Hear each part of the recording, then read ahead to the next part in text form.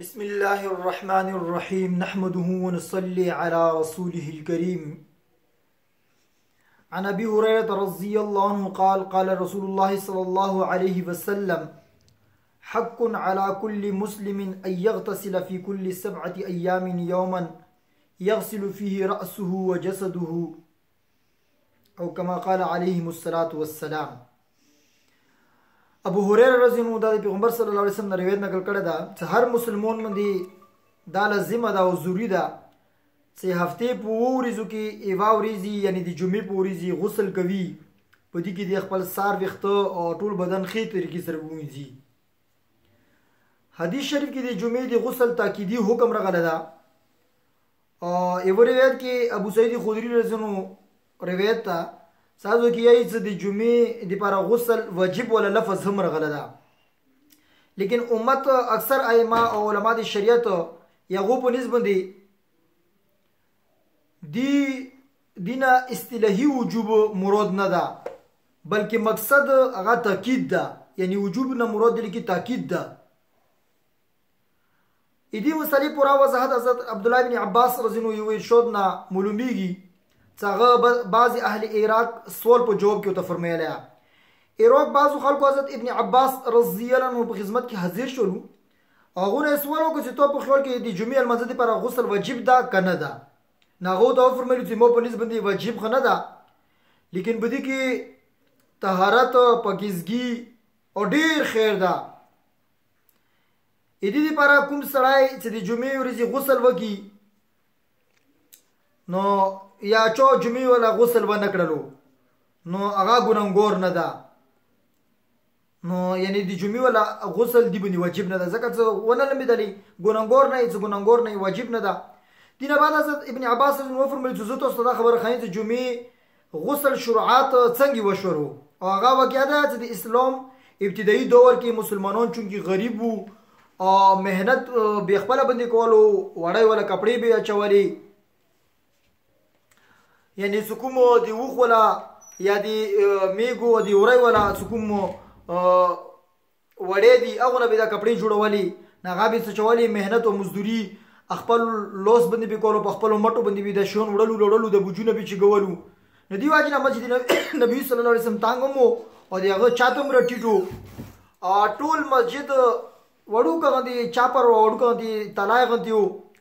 څنګه کې انتهایی ګرمي به هم وا. نو پیغمبر صلی الله علیه وسلم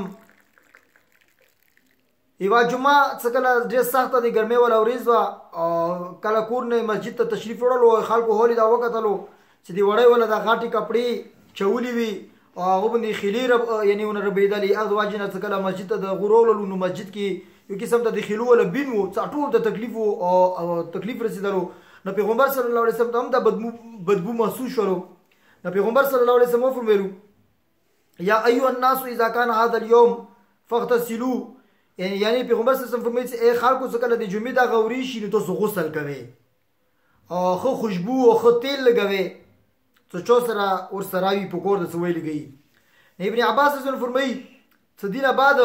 کله یاره په فضل وشو کرم وشو فقر فقا ختم شولا، مسلمانانو باندې خوشالي وروله، وسعت وروله، بیا دی وړای ولا کپړو بجای د نوري کپڑے سے جوړی شولې، بدبو ختم شولو او مهنت او مشقت هم لکام شولو او مسجد ولا سکوم تنګول او هغه هم ختم شو. مسجد کولو شو دي نتیجه دا شولا چې جمعې پرې په خلکو دا سکوم خلا و غیره سره تلله مسجد کې بو یعنی هغه دی واجب نه بنت لوزیوته. نو ابن عباس رضی الله دا بیان دا معلومیږي چې د اسلام په ابتدایي حالات کې دا سکوم جمعې غسل مسلمانانو ته ضروری کړه شو، هغه د واجب یعنی اندی واجب نه کړه شو چې دا کوم مسلمان ته دخلو دی واجب نه دا تکلیف وو. بهرحال هر حال کې پاکیزګي څنګه لا پوت خواخه دا هغه اوس هم د جمعې پورې ته هغه غسل کوي لومبي دا اوس هم مسنون ده او مستحب ده. روایتونو کې د جمعې پورې غسل کول اهمیت معلومیږي، تاکید معلومیږي او مقصد دی غسل کولو انداغه ده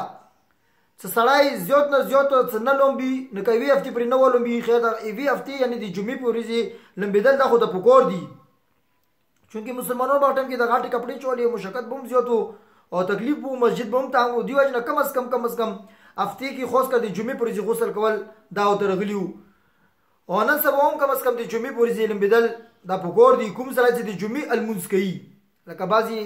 داسې هغه دي کسبي دي او مثال داسې دیهات دي څه کې جمعې المنځونه نه کوي، نو چې کوم خلک د جمعې المونځ کوي هغو دپاره د جمعې المنځ ته لمبېدل غسل کول دا سنت دي چې چا باندې د جمعې المونځ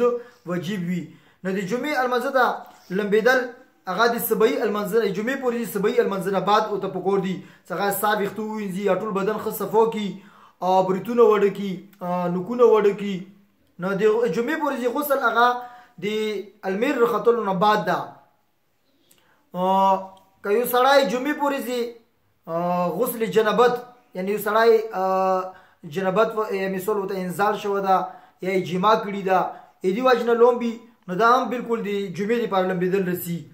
او که یو سړی همدغه لمبېدل وکړي همدغه هم کفي ده جمعې لمانځه دپاره، دا کفي ده. سړی څه بېګانه مازدیګر لمانځه نه جمعې لمانځه دپاره ولمبي دا هم کفي ده. خو ښه خبره ده چې جمعې پورې سبعي یو حدیث المیر راوخیږي اشراق نه بعد سړی که ولمبي زه وختي وختي مسجد ته لوړ شي دا نومونه ورته کول پکور دي. بهرحال الله تعالی د موږ تاسو ټولو سره دا د احادیثو او د صحابه کرامو د زندګۍ قدر نصیب کړي. کم از کم سړي ته پکور ده څه روزانه لومبي هغه کې څه قباحت نشته ده، خو څه که هفتې کې یو ورته لومبي نو پکور ده هفتې کې یو ورته لومبي هغه جمعې پورې ولومبي ویلې